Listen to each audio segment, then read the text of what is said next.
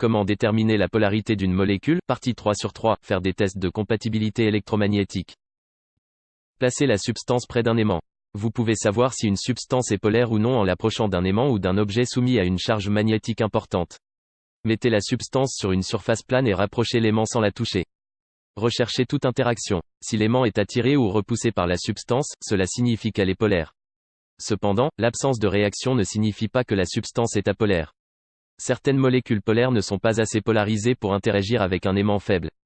Par exemple, si vous approchez un aimant d'un jet d'eau, le liquide change de direction, ce qui indique une réaction nette au champ électromagnétique.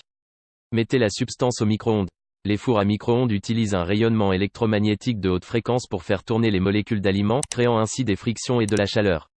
Pour tester la polarité d'une substance, mettez-la au micro-ondes. Évitez de mettre des matériaux métalliques, inflammables ou explosifs dans le micro-ondes.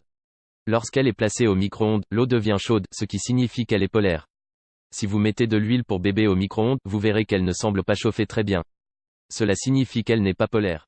Observez la substance. Voyez si elle devient chaude et s'il y a le moindre signe de fonte ou de déformation. Si le micro-ondes modifie la structure de la substance, cela veut dire qu'elle est polaire. Allumez le micro-ondes. Lorsqu'elles sont exposées à un rayonnement électromagnétique, les molécules de la substance commencent à tourner. Vous ne pourrez pas voir ce phénomène, mais cela signifie qu'elle est polaire. Si elle ne l'est pas, elle subira très peu de changements dans le micro-ondes. Merci d'avoir regardé cette vidéo, n'hésite pas à liker et à t'abonner à la chaîne, dis-moi ce que tu penses dans les commentaires.